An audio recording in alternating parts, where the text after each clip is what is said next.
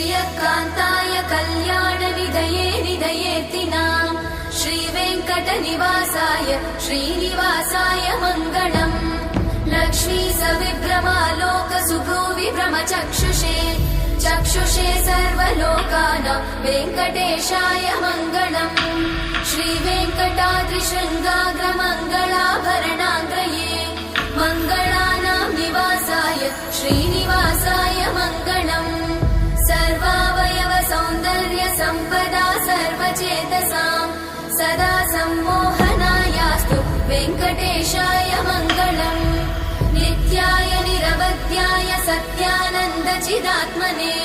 सर्वान्तरात्मने श्रीमद् वेङ्कटेशाय मङ्गलम् स्वतः सर्वविदे सर्वशक्तये सर्वशेषिने सुलभाय सुशीलाय वेङ्कटेशाय मङ्गलम्